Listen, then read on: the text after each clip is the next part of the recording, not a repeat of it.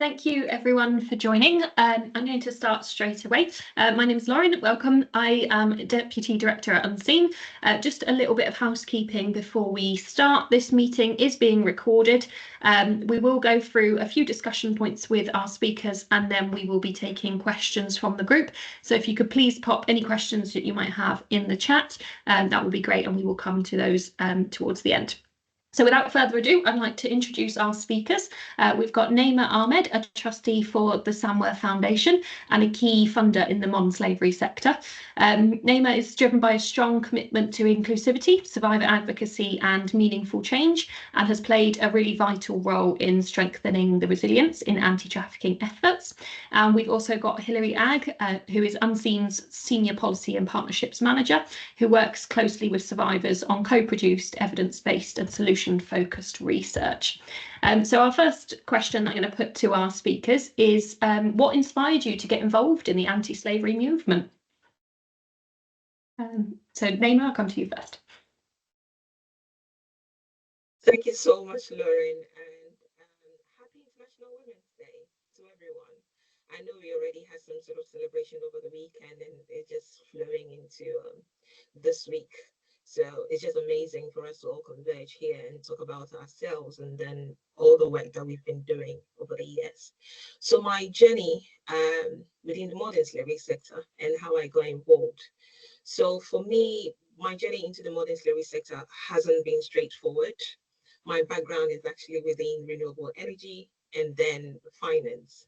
But the interesting part is throughout all these industries that I've worked with, I've been working with communities and developing projects to be able to support them. And it's been minority communities that I've been working with.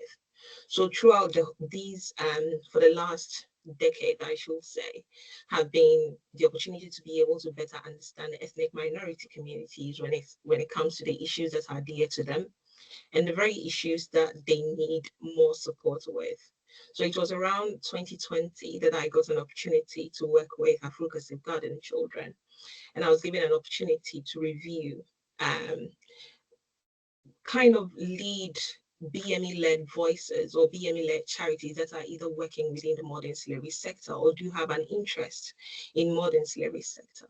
And it was around that time that there was more issues around Black Lives Matter. So I believe the whole sector was looking for some sort of lead as to what do we do within the sector? What do we do with ethnic minority communities or survivors who are in need or need much support, or when it comes to exploitation, they are at the very much bent side of it. So that opportunity kind of gave me a clean slate to be able to work with communities that do have a lot of issues when it comes to exploitation, i.e. modern slavery and human trafficking. As much as I ended up recruiting so many organizations, I got to understand modern slavery from a whole new lens. When I say a whole new lens, it's being at a place where you really understand the jargons, you really understand the language, you understand the very issues that people are facing when it comes to modern slavery. And smaller charities, the kind of advocacy, the knowledge, the expertise that they are doing, which does not get into national conversation at that point. And for me, that was an eye-opener. And it's been an amazing journey throughout. And for me, kind of inverting myself in other places, whether it's in relation to increasing my awareness and talking to more survivors, my awareness in relation to talking to more funders to be able to seek support for organizations and even other projects, developing projects that will be more in line with the kind of support that communities need. So it's been a whirlwind. It's been a learning journey. It's been a try and error. I should be honest here. Coming up with projects that has worked, that hasn't worked, learning from it.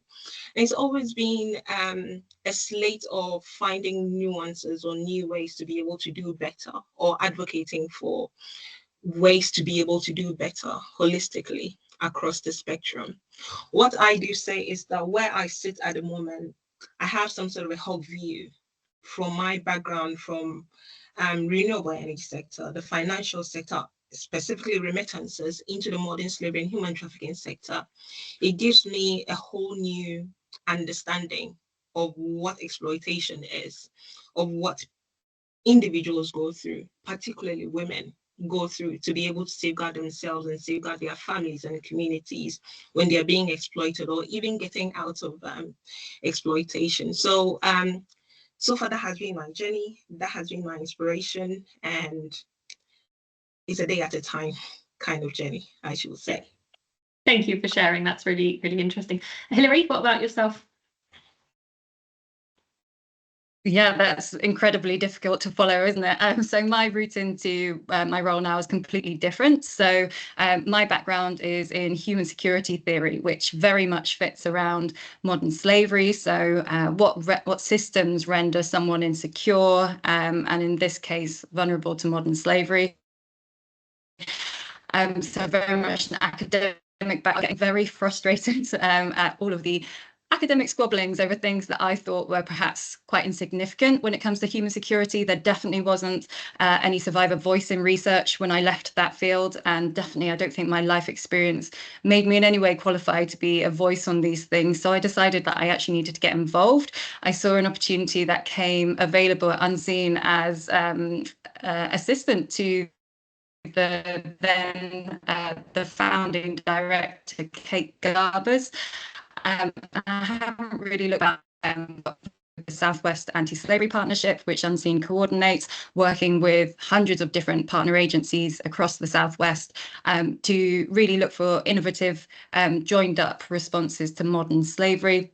I then joined the policy and research team with Lauren back in 2022, working with the fantastic group of Unseen Survivor consultants, working out the best ways to get survivor voice into policy and I think I've had various other roles along the lines with Unseen. So I've been a data officer on the Modern Slavery Helpline as well. And I think I'm just so grateful that I've had this opportunity to see this problem, this really complex problem, from so many different perspectives, working priorities. And I think it's put me in a great position to be looking for those really impactful responses to modern slavery from multiple different viewpoints. Okay, thank you. I think the internet was a little bit funny in that, but we did manage to get most of it. So we'll press on. So I'm really interested to know from both of you how your personal journeys have shaped your approach to advocacy for the rights of those who have been affected by slavery. Are you able to talk about that? I'll go on with that, if that's okay. So as I said with my journey, as soon as I entered the sector, there were two things that I needed to learn.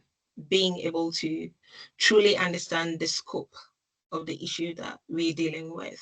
And one of the things that I really, really appreciate being part of was the design and development of BASNA's Race Equality Action Plan. And I think that gave me an understanding of the very race equality, race issues across the sector, whether it was a matter of speaking to survivors directly, speaking to organizations, and even understanding the gaps when it comes to race equality, diversity, and inclusion. Another thing that I had to be intentional about was setting up our lived experience panel, the BASNA lived experience panel. And I think there is so much to learn from survivors. There's so much to learn from their narratives, their issues. I'm not talking about poking their traumatic issues, but on a broader perspective. And I think for me, there's so much that you can learn from books. There's so much that you can do from research. And for me in particular, I'm more of an audiovisual learner. I learn better when I listen. I learn better when I watch other people do things. So the constant conversation that I kept having with survivors gave me a different understanding and a different perspective of the very issues that we're dealing with. It also gave me a whole different understanding of new trends and being able to pick up new trends of exploitation. I remember around 2021 in conversations with some survivors that I've become friends with, we started picking issues of the health and social care business scheme, the number of people who were coming in and being exploited. And you could easily see the range of exploitation through that. So for me, these two things, to be able to understand the race equality gaps across the sector and being part of our, being able to help design and develop our race equality action plan gave me a whole understanding of the UK's modern slavery and human trafficking sector. And then being able to continuously have conversations with survivors to be able to understand their plights, the gaps, what is being done, what they need, what they are being failed at is one of my key moments. So again, these two things has kind of shaped my journey into the sector, giving me different perspective, and then being able to advocate for survivors, because again, the more you listen to them, the more you're able to put yourself in their shoes. But I also need to say that as much as you want to be able to help, it's taking me the longest time to be able to have some sort of barriers or be able to safeguard myself, because the more you do that, it means you will keep being suffering from vicarious trauma. And I think is one sort of conversation that professionals within the sector, we do not talk about a lot. It's taking me the longest time to be able to draw lines, to know when to be able to cross and not cross, when to be able to take care of my own mental health, and when to say is okay, I can do everything. I need to be able to step back and then see how other things can do, and even learn at what point do I have to be able to sign put to someone to also be able to take on or be able to help at any point in time. So that has been my personal journey so far in takeaways. Yeah, thank you. I think you touched on a really good point there in terms of the boundaries that are needed to be able to continue working in this kind of field with when you're hearing distressing things from those that we're working with. Hilary, what about yourself? How has your journey shaped your approach to advocacy?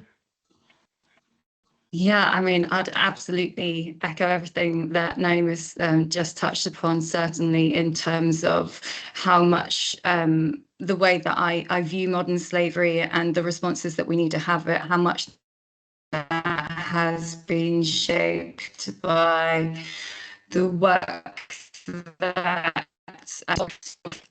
here is that they are involved in everything that we do, including how we design the advocacy efforts that we push forward with. I think as well, the Modern Slavery, the Anti-Slavery Partnership has really shaped the way that I approach advocacy. So all of those different agencies, as I've set out, they're all working to their own priorities. They're all working to their own roles, constraints. I think it's just such an enormous problem that just doesn't have any easy or any cheap fixes to it.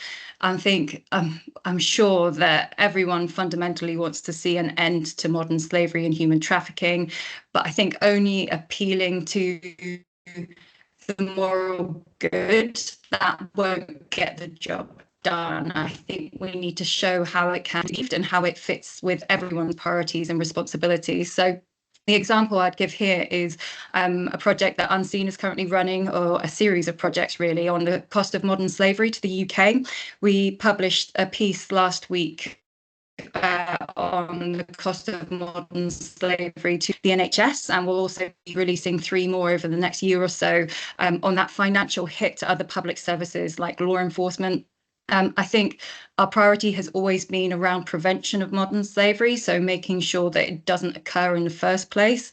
And I think that demonstrating that it's in everyone's interest, the most cost-effective way of approaching the problem, so that we're able to advocate for the most effective altogether. I think it's being able to demonstrate to all of these people who want all to be pursuing this good, but really demonstrating to them how prevention is the key to all of this.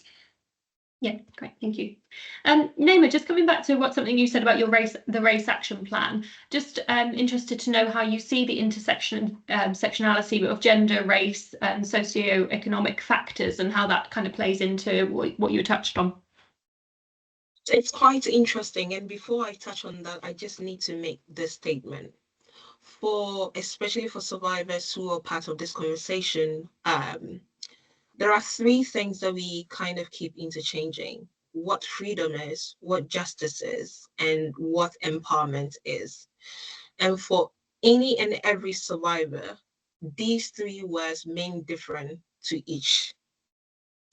For one person, freedom may be just that being away from their exploiter, or being able to have their life back and not having to do anything with modern slavery, human trafficking at any point in time. For another survivor, what freedom means is that apart from being able to have their life back, they want to make sure that the next person is not exploited. So they want to be part of the conversation to make sure that things happen. And then for another survivor, freedom and justice intertwine. They want to see their perpetrator brought to book. It's not just having their lives back. They want to see that whoever did this heinous crime to them get punished. So again, there is that kind of intertwine when it comes to freedom, justice, empowerment. And it's not a one peg fits all. I really wanted to put this out there. In relation to intersectionality, whether when it comes to race, it comes to gender, economic, you use the word economic, Lauren, please help me here. Socioeconomic factors, yeah. Socioeconomic factors, and even religion, they are intertwined. I have this, there is this adage that traditionally I'm so prone to, that if you educate a man, you educate an individual, but if you educate a woman, you educate a whole nation. What that means is so true, even within the modern slavery sector, that if you exploit a man, unless the person is so, the impact, it doesn't have huge ripple effect as compared to a woman. And please walk with me. I'm just going to paint a picture. If you exploit a woman who has the potential or has the choice to decide to give birth to children, it means the ripple effect is not just on that individual who have been exploited or trafficked. It has ripple effect on the children that she brings out, as to how she's going to be able to take care of them, as to how she'll be able to deal with her trauma so that it doesn't have an impact on her offsprings, and a whole host of other things. And it becomes even huge if the person comes from a very vulnerable community, and i.e. race. And I think there's a host of research and conversations around survivors or individuals who are being exploited from ethnic minority communities, the kind of support that they receive, the kind of guidance that they receive is so different from other communities. So there is that kind of intersectionality. And another issue that keeps coming up when I have conversations around intersectionality, I do not necessarily with modern slavery, human trafficking, I use myself as an example. Being a woman, being Black, being a Muslim, the kind of issues that I have to deal with personally is not the same with my fellow woman who is Caucasian and has that kind of privilege out there. So there is that kind of layers. It's just like an onion, and they have to be peeling and peeling to be able to get to the center of it at the end of the day. So again, if you have a victim or a survivor of modern slavery, and then you add on these layers, the person is a woman, the person is Black or Asian, and then the person is a Muslim, the conversations change, the nuances of it change, the impact of it on the person and the communities change. And then you end up throwing in cultural understanding of that. It becomes too huge. It's like using a magnifying glass at the end of the day. Culture plays a huge role when it comes to exploitation. Beliefs plays a huge role when it comes to exploitation. So again, we can't just deal with exploitation from a 1 month lens or from a one peg, assuming that the fact that you've been exploited, that is all. This kind of solution will deal with you. No, we need to be dealing with these issues on an individual basis. the person is a woman, the person is from a particular background, the person has some specific cultural beliefs. All these will lead to the kind of solutions that we need to be able to profess for such a person. So then again, whatever guidance that institutions have, whatever guidance that we have across the sector, we need to be reviewing it on an individual basis at the end of the day. And this is so significant to our approach across the sector. I think we are failing, or we failed to some extent, simply because we are not focusing on this kind of intersectionality at the end of the day. If any organization is able to focus on this intersectionality, they are able to do better by survivors. They're able to give more. They're able to help them transition easily through their journey across the sector at the end of the day. So it's extremely important that we prioritize intersectionality at any point in time. Any survivor that comes through our doors, we are asking the right questions, we are understanding their background, we are understanding their beliefs, which will then help us to better understand their exploitation journey and be able to give them the support that they need at the end of the day. Yeah, I agree. I think really making it really kind of centered around the individual and what they need is really important, isn't it? Moving on to policy advocacy, Hilary, a question for you. How can policymakers and governments contribute to the fight against modern slavery? Gosh, wow. I think we have seen how powerful slavery can be, and not necessarily in a positive way, over the last few years. So we've been advocating for the new government to repeal laws brought in by the previous governments. We want to see the issues of modern slavery and immigration really separated in our legal landscape, because every clauses of that recent immigration legislation has just been so damaging to victims and survivors, but also to the UK's wider response to modern slavery as well. So very much focusing on how they can use legislation as a tool for positive developments within the sector, but also being aware of how legislation can be damaging in this area as well. Secondly, I think the government should think is a priority for policymakers and governments to really focusing on. Something that has come up a lot in the Survivor Consultant Forum has been an overhaul of the health and social care visa. This visa, it's seeing just thousands of people. I mean, the scale of this is really, really huge. People being trapped and exploited into delivering social care, so caring for the most vulnerable people, arguably, in our society. And similarly, we're seeing that with the seasonal worker visa as well. We would like the consultants would like the government to be prioritising the removal of these really tied visa systems as a priority for them. Unseen as well definitely wants to see a strengthening of supply chains legislation and sort of a focus on that employer pays principle, which very much ties into the issues around the health and social care visa as well. For me, I fully agree with all of these things, but overarching this, I would like to see a strategy that really gives this really destructive, really high harm crime the priority that it needs.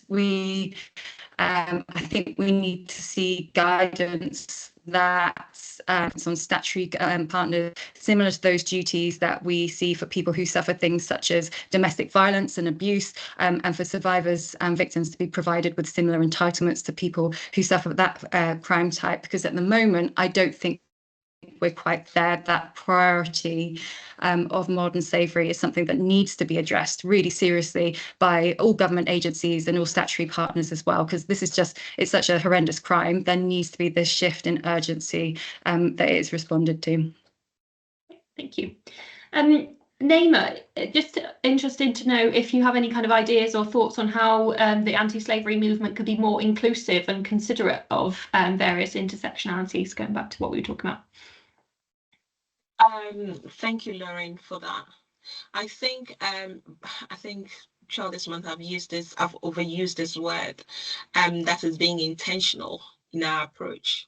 That if you want to be inclusive, you want to be intentional about the people that you want to be able to bring to the table to have conversations. If you're looking at modern slavery on a broader perspective, you want to include survivor voices. At the same time, you also want to include community organizations that are supporting survivors, not the usual organizations who are already in the mainstream. You want to be able to include organizations that you will usually not include, but then they are the very people who are supporting survivors on the ground. Again, you also want to be able to include research voices, so research that are extremely important. One thing that we need to look at, or we need to understand, is that as much as we want to be able to include lived experience voices, it's also right that we also include practice voices. So we need to be able to find a balance and then be able to also add researchers to it so that we have a whole holistic approach in that. Another thing is that if we keep seeing gaps across our service design and service delivery, we need to be able to take a step back, know the very service users that we are serving, and then have an open conversations with them. That is a clear approach to being inclusive.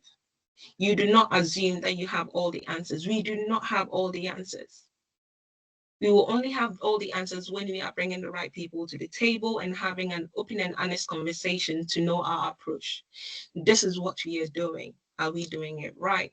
10 years on, the Modern Slavery Act, you should be having a very open conversation, an honest conversation. This is what we put out there. We've been able to chalk some few successes. What have we been able to achieve so far? Is there something that we need to review? Is there something that we need to be able to bring to the table? Has the act served us right? Has it not served us right? So again, we need to be very honest. We need to be very open to have these kind of conversations. Some can be extremely hard and extremely difficult to have. We are not saying it's all going to be rosy and everything. And there is also political nuances. There are politicians who want to be able to just tick the boxes and have their successes and all. But again, that does not mean that we have to be rest on our hours. At the end of the day, it's a human rights issues. It's somebody's life at the end of the day. So we need to be able to have the hard conversations at the end of the day. One last thing that I would like to touch on in relation to inclusivity is that as much as we want to be able to bring everyone to the table, we also need to make sure that we have the right systems. We are not doing this in a tokenistic approach. The fact that we want to be able to include everybody in the conversation does not mean that we just bring everyone. I'm trying to choose my words very, very carefully here because we have 90 people watching. Again, I'll use the word intentional. We need to make sure we're having the right people at the table. If we are having I think recently we have there is the conversation around child criminal exploitation and cuckooing, right? Of all the conversations that we are having, are we making sure that we are listening to young people's voices in all this? This is what I mean by intentionality, right? We are not just having to have conversations about just the people who are working with the young people or children when it comes to child criminal exploitation. Are we listening to children as well in this? In this 21st century Gen Z age, these kids have opinions. In fact, their opinions surpasses ours. So we need to be able to make room to be able to listen to them. And the answers may be coming from there. And that is what I mean by intentionality in our approach. If you're looking at foreign survivors or foreign migrants who are being exploited or being brought into the country or being trafficked into the country, we need to be listening to such perspective. And recently, the data is showing that there is huge UK influx of UK nationals who are being exploited. We also need to be listening to them as well, to be able to understand where this is coming from. My personal view is that when we talk about data of British nationals, based on the work that we do, we understand that most of these individuals do come from ethnic minority backgrounds, but then the parents have naturalized. So it's not just a blanket statement of just saying British nationals are being exploited. When you dig deeper, you will know that all these individuals belong to some sort of ethnicity.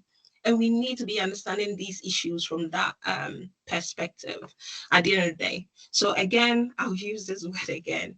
We need to be intentional in our approach. We need to be intentional in our understanding. We need to be intentional in the very solutions that we want to be able to put out there to be able to end modern slavery and then have the right solutions when thinking about modern slavery and human trafficking broadly. Thank you. I'm going to ask one more question of you both, and then we'll skip to the chat. And this question is for the same one for both of you. Hilary, I'll come to you first. Can you share an experience you've had with a female survivor where she's gone on to do something amazing whilst you've been working with her? Yes, absolutely. I worked with one woman who was just fantastic, but she was just really highly traumatized by her experience. So you could see it in pretty much every interaction that you had with her. I think that the things that her exploiters did to her, they just took all of her confidence away from her, and she suffered from really serious mental health conditions, like disassociation, definitely high anxiety. But despite all of that, she decided that she would join the consultants program anyway. And it was clearly just a really difficult thing for her to do. She was suffering from such serious anxiety, but she took that on. She just went for it. When Unseen was contacted by the Home Affairs Committee asking if any of our clients would be willing to go to Parliament to provide evidence on human trafficking in the UK, she volunteered that. She's just continually putting herself out there. She walked into that environment, which was a really intimidating environment. There were senior MPs there asking questions specifically around exploitation. She had a really severe panic attack shortly after she joined the meeting. She'd walked in. There was accounts, and it was a really stressful environment for everyone. But after we had stepped out to work through that panic attack, she was just adamant that she wanted to go back in and give her account, and she did. And she spoke incredibly powerfully. And I just have so much for her, and also for the other consultants there who were just so supportive of her. I think they're just incredibly strong people who I have the utmost respect for. And that's just one example of one woman who just really, went for it. Thank you, Hilary. Naeema, same question. Couple of them, and for me they inspire me so much, and even choosing between them to tell their stories is a bit difficult. I'll try. So there's one of them who after coming out, getting her leave to remain, has gone on to become a whole programs officer for one of the funders in the sector. And she has been working to advocate for survivors' voices in most of our campaigns that we do. Her voice is a voice of reason whenever you listen to her. And earlier on, when I was talking about the caveat and what freedom and justice and empowerment means to certain survivors, I was thinking about her in my second example when I mentioned that there are some survivors who, what freedom means to them is that they want to make sure that the next survivor does not go through what they have been through. And they just want to be able to make sure that whatever that they are doing is going towards that, or campaigning, whether it's campaigning or advocating, it's just to make sure that whatever they have been through, the next person does not go through. Her journey has been very traumatic, being trafficked from an African country, being exploited within the UK as well, and then going through some horrendous journey. It's something I think no survivor will wish for, even their worst enemies. But even that, she's been very resilient to be able to come out and be empowered, to be able to work in a sector, to be able to give her all to make sure that this doesn't happen. So yeah, she inspires me most of the time. And whenever I'm having when I'm probing any policy or any law, she's my first point of call to say, I need to brainstorm on this. Let's have a conversation. And then we are able to have an open conversation. She's able to use herself as an example to say, this is what happened. I don't know what the law says, but this happened to me. And then I'm able to take it from that context to be able to review it through a legal lens or a policy lens to be able to come up with other campaigns moving on from that. If you don't mind to share the other person, the other woman that I'm talking about, she is still within the system, but her resilience is off the roof. Always wanting to do good, always wanting to help, always looking at the gaps. This is happening to me. In fact, she's one of those people that I'll say, I had to use her to be able to build boundaries because I needed her not to call me at certain times in my journey. But as soon as something happens to her, she will call and then ask, this has happened to me. I think this is not right. What can be done about it? So equally, these are individuals who are challenging you to do more and then be able to do better and then asking and asking. And I think for me, that is more inspiring for me. It keeps me going. It keeps my energy up to know somebody's life is way worse than mine. I need to be able to put in an effort to make sure something can be done about it. So yeah, these two individuals inspire me. That's really great. I think watching that resilience grow is always something that's really, really empowering for everyone involved. I'm going to move to a question in the chat. If anyone has any further questions to put in the chat, please do so. We've got a few minutes left, so can take a few more. Question to either of you. Can you talk about the likely impact of foreign aid cuts on the fight against modern slavery? I can have a go at it. Yeah.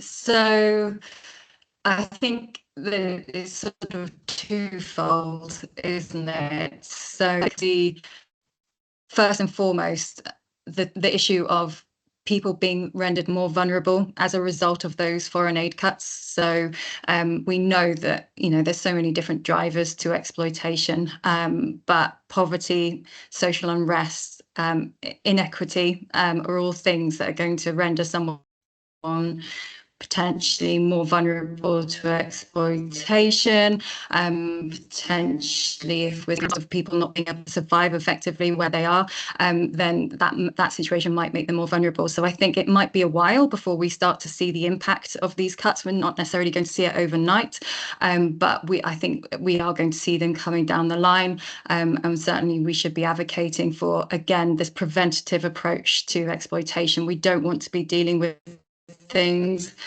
once they've happened. We want people to be safe and secure. So for them, I think the other side of it is, of course, the cuts to programs specifically around trafficking. And I mean, it's going to affect different parts of the sector differently depending on where their funding is coming from. But I think we will also see, unfortunately, in some areas of the world and potentially the UK as well, where survivors are not getting the support that they're entitled to or that they need, because those programs specifically around trafficking and support for survivors are having their funding cut, unfortunately. Yeah, thank you. Naeema, this one I think I'll come to you for. What role do you think misconceptions around what modern slavery is plays, like it hinders a successful response to modern slavery, and how can we combat it better? Huge. The impact of misconceptions in understanding modern slavery is huge. And I think for years, even as of now, the reason why most survivors do not trust some law enforcers is based on the issue of misconception, where they've been able to tell their stories, and based on misconception, they are not being believed, or the understanding that this is how modern slavery is supposed to be, rather than listening to individuals' narratives, hinders people's support or their journey to justice. So the impact is huge, really. The impact is huge. Let me share this. So last Friday, I was interviewing some survivors for a project that I'm working for. And the narratives, the stories that I kept hearing were so different from what a traditional understanding of modern slavery is. And I think within academia, or most researchers, when we talk about modern slavery, especially trafficking, most of the countries that do come to mind is either Nigeria, Ghana, most West African countries. And here I am listening to individuals who are being trafficked from Tanzania, Niger, South Africa, and countries that you wouldn't even assume. So if your initial understanding and misconception is that, oh, it's only individuals who are coming from Ghana or Nigeria or some West African countries that are only being trafficked, it means that you're rendering so many other individuals who are being exploited the support that they need, or the ear for you to be able to listen to. So the impact is huge. And I think that is why it's extremely important that we need to continuously seek training to be able to spot the signs. We need to be able to continuously seek training to be able to refresh our understanding, because modern slavery is so swift. Our understanding within the last 5 years has changed. Our understanding of what modern slavery and human trafficking within the last 5 years has shifted. Initially, we were looking at individuals who will be trafficked into the country where they do not have legal documentation to be here. But now we are seeing exploitation of individuals who are on right documentations into the country being exploited. And the health and social care scheme is a typical example. So if your understanding is that modern slavery or human trafficking is just someone who is coming through an illegal route, then you are wrong. So again, we need to continuously seek training. We need to continuously seek understanding and updating our awareness of what modern slavery and human trafficking is. Yeah, absolutely. You mentioned the health and care sector. I think that sort of links to a question we've had in the Q&A. Hilary, I'm going to come to you on this one. Given that there is such high levels of exploitation in the health and care sector, do you think that local authorities should have more transparency and accountability within their processes? And what do you think that would look like, or should look like? Gosh.